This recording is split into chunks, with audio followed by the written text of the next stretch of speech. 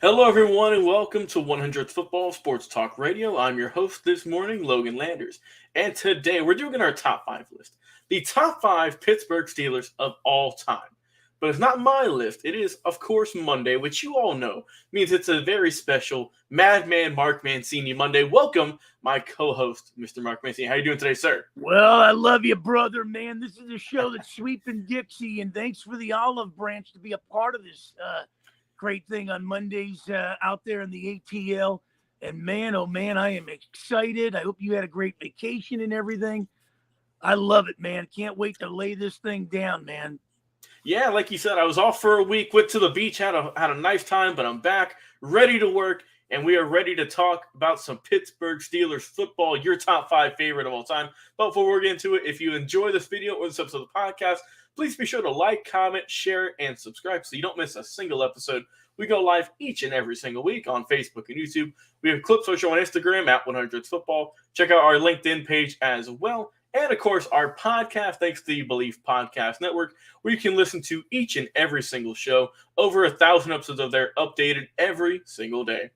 Well, Mr. Mark Mancini, let's get into it, sir. Who is your number five Pittsburgh Steeler of all time? Well, it has to be Kevin Greene. He left us early, man. We've lost some great guys that we kind of grew up with and watched tremendously. And, boy, Kevin Greene coming over from the Rams into Pittsburgh, and boy, I'll tell you, maybe it's the scenario, maybe it's the work ethic, maybe it's the steel mill mentality, but Kevin Greene signed a nice contract in Pittsburgh, and boy, did he live up to it. Yeah, I think that's an understatement, right? And that's the thing, he was only here for 3 seasons, only in Pittsburgh. It was a short time, but man, you're not kidding the impact he made. He played in 48 games. He played the entire season throughout his 3 years there. Had 1 pick, had 6 forced fumbles. But most importantly, though, 154 solo tackles and astonishing 35 and a half total sacks. Led the league in 1994 in sacks. Was a Pro Bowler 2 straight seasons and was an absolute menace. And like you said, gone way too soon. And definitely one of the more underappreciated just defensive monsters of all time, especially in the 80s and the 90s, man, gone way too soon. Yeah, when you looked at him, I mean, he typified it. You know, he came in that same mode as Mean Joe Greene, Ernie Holmes, and all those guys. Dwight White, I mean, that foursome the Steelers had in the 70s, and he continued it and gave him that pass rush, kind of like that Lawrence Taylor, where, you know, now it's kind of a different guy today. The Khalil Mack is still there, but this was a force on a lot of, you know, platforms when you came across the NFL. Every team seemed to have this type of a guy, but boy, Pittsburgh, it was a thoroughbred for these types. Yeah, and like you said, Kevin Greene, just a great player, Hall of Famer, right? Pro Bowler twice, or excuse me, 5 times, 2-time All-Pro, and just an absolute beast on the field. All right, let's go to number 4. Who is your top 4 on your list, Franco Harris, baby, oh, it's got to man. be. This guy was a running back mentality. When you look at running backs, same mold as a Earl Campbell, a Jim Brown. Boy, was he a horse to bring down, man. It took 2-3 guys to bring this guy down. And Harris was a brute. His counterpart there, Rocky Blyer. I mean, boy, that was a tandem that Bradshaw had, just handing the ball off. Those guys are throwing it to Stallworth and Swann. Yeah. And Franco Harris, man, was just an absolute monster on the field for Pittsburgh, right? I mean, the list, the laundry list of accomplishments he has is just insane. 9-time Pro Bowler. Of course, we all know the Super Bowl MVP. He got Rookie of the Year. 4-time Super Bowl champ. And just an absolute monster on the field. Pretty much played his entire career with Pittsburgh. Had that one lone season in Seattle.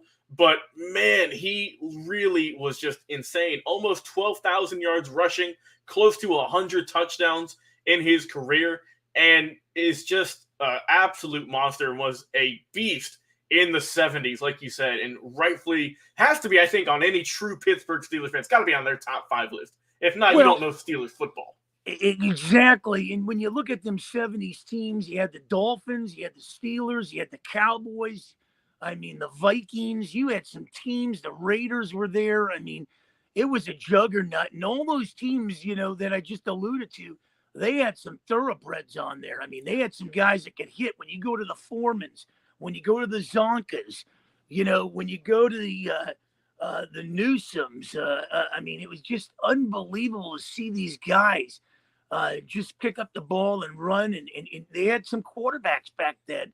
Yeah. If it wasn't a Bob Greasy, it was a Roger Staubach, and the list went on, a Kenny Snake Stabler. So the 70s to me was football back then, man. Yeah.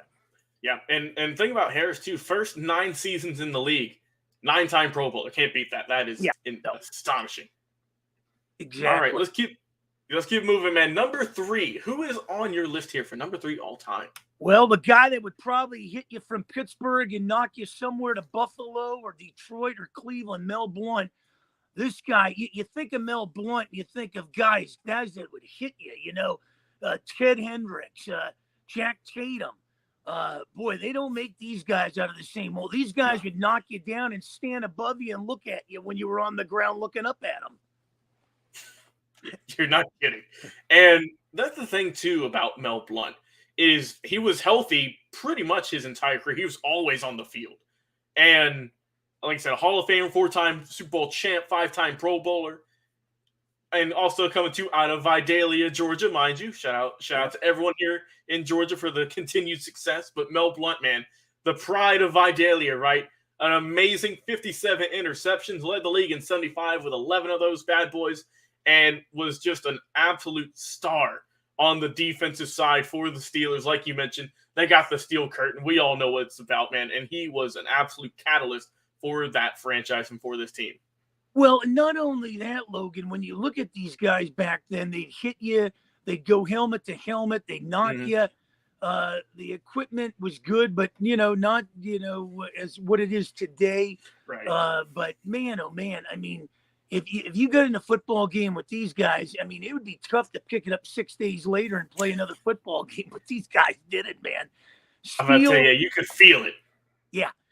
A steel mill mentality these guys would bring in. If you played the Steelers and you were a running back or a wide receiver, these guys, I mean, you were picking up the pieces, man. Unbelievable. Yeah, and definitely embodied that hard-hitting, gritty style of the 70s and 80s era of football, did Mel Blount, and would just absolutely clean your clock if you got anywhere near him. But let's keep it moving here. Number 2, your silver medalist, your number 2 spot for your second greatest Steeler of all time. Who is it, sir? Well, I'll tell you, people say people coming out of Southern California, that it's okay. They play in a weak conference and everything, but man, oh man, Lynn Swann learned a lot at USC, took his wares to Pittsburgh, and boy, when I look at receivers, I got to be a little biased here. Swann and Stallworth were something, and Bradshaw had those targets like I alluded to earlier. And man, oh man, some of the greatest catches. We've seen Drew Pearson, we've seen the Dwight Clarks, we've seen some of these guys, and we've seen them down the line with the Beckhams and everything. But boy, it would be hard to match a Lynn Swann on what he did in Pittsburgh and highlight reels, man, unbelievable. Yeah, I mean, this guy was phenomenal, right? And he didn't even play a super long time in the league. Only played from 74 to 82. But still a Hall of Famer. Like you said, you see on the screen here the acrobatic catches and just the absolute dog-like mentality this guy had. 3-time Pro Bowler, MVP, we all know in that Super Bowl, putting in that work. 5,462 receiving yards, 51 touchdowns. But, man, in the playoffs, he put in some work as well. Almost 50 catches for close to 1,000 yards with an 18.9 yards per catch. I mean, talk about big play mentality, right? With 9 scores to boot. So it's a great pick for number 2 and a dynamic receiver, not just in his era, but of all the eras, like you mentioned. No doubt about it. And, the Steeler teams back then, they were good on both sides of the ball. They had a defense like we were talking about with the Blounts and the Greenes and the Whites and Holmes and all those guys. And then on the other side of the ball, the offense, I mean, and the only comparable team back then that can give them a run would have been the undefeated Dolphins of the 72s. and the Cowboys. I mean, but boy, the Raiders, the Oiler teams back then with Pastorini and Campbell and Billy White Shoes Johnson, the list goes on. Yeah, I'm about to say you can just keep going. We could have another episode, a whole series about just the 70s football, man. But like I said, that Lynn would be Swann, something. We need to get a topic of that, 70s, 80s, 90s, and bring up some of the greatest teams and the characters. Oh, I love it. I'm loving it. You're making my mind work right now. I'm jotting down the ideas in my head. So we will definitely get on that in future episodes. But in this time, sir, number one, who is your pick for the greatest Steeler of all time? Gotta be Terry Bradshaw, the Louisiana Lightning guy that wasn't a big fan of Pittsburgh, but boy, his brash humor, personality fit the city. And the slick back hair, man, I'll tell you, when I looked at this guy, if he wasn't playing football, he'd probably be doing movies in Hollywood. But Terry Bradshaw, what a pocket passer.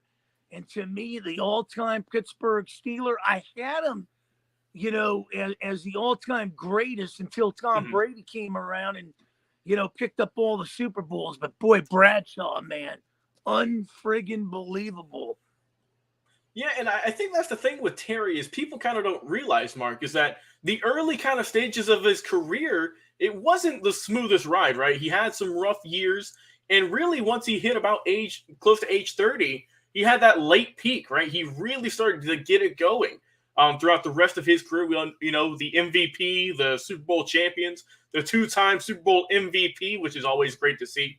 The amazing set of accolades, the awards he's got, the stats he put up, close to 28,000 career total yards, over 200 touchdowns, and in the playoffs, like you said, was even more dynamic, close to 4,000 yards already and 30 touchdowns. So a great, just amazing, just game changer on the field, right, for the Steelers. A great broadcaster off the field as well, still doing it nowadays with the guys over there in Fox. And just when you think of that true blue-collar work ethic, like you said, he wasn't even really a fan of the Steelers when he got drafted there. And he ended up being, in your opinion, the greatest of all time. In a lot of people's eyes, a definite a Hall of Famer, and just a tremendous player, like you said, from the Louisiana Lightning man himself, Terry Bradshaw, the blonde bomber. They don't get rid of coaches in Pittsburgh. And when I look at quarterbacks, there's two quarterbacks that stand out in all the years of growing up, and I'm 60 years old right now. I feel like I'm 30. But it's got to be Bradshaw and Roethlisberger, and in between you had the Gilliams, the Malones, the Stouts. The list goes on and on. But, boy, Bradshaw was the epitome of what Pittsburgh's all about.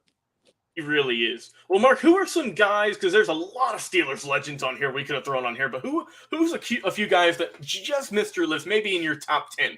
And not quite your top 5. Well, Rocky Bleier, Mean Joe Greene, Rod Woodson. I mean, those kind of guys would make the cut right off the bat. I mean, those guys were something else. When I look at what those guys brought to the table was something else. So those guys would have made the cut barely on this thing. But, man, if I had to go to a top 10, I'd definitely add those guys and a few more. I'm about to say you got to throw those guys on there, like you mentioned. I'm thinking of Mr. Jerome the Bus Bettis. You could put him on there. Of course, Big Ben, who just retired. And like I said, you could have a top 20 list, and it would still be highly debated, just with the amount of lore and just rich franchise players that have came through the system. It's tremendous. Throw a coach in there, Chuck Noll, too. Yeah. I'm about to tell you got to throw him. Mike Tomlin's been there forever. He's still doing his thing, even though people might say he doesn't have the best people, the best talent to work with. He always wills them to that winning season, though. I'm just saying. So, and he's never had a losing record in Pittsburgh. I feel like that is just severely underplayed by everybody. Never had a losing season in probably going on 15 years now. It's insane. Well, hey, thank you, Mark, so much, man, for coming on, breaking down your top 5 list for the best Steelers of all time. One more time, we got Kevin Greene, Franco Harris, Mel Blount, Lynn Swann, and, of course, Terry Bradshaw. Thank you so much for coming on, man. Hey, if you enjoyed this video episode of the podcast, please like, comment, share, and subscribe. We go live each and every single week. Also, please go check out our podcast available anywhere this podcast, Spotify, Apple Podcast, iTunes, iHeartRadio. If you have a Google or Alexa home device, just say, hey, Google, or hey, Alexa, play 100 football. And guess what? Thanks to the amazing powers of technology, it will do so. Each and every day, we have episodes coming out pretty much. And we just thank you again for the continued support. My co-host, my partner in crime, my man, Madman Mark Mancini. Thank you so much, sir, for coming on once again and dropping that football knowledge about your team, the Steel Curtain, the black and silver, or excuse me, the black and yellow. I got the Raiders blood flowing through me right now. The Pittsburgh Steelers, man. It's always a pleasure. I've been your host, Logan Landers. Have a great day, everyone, and we will talk to you again on another live episode.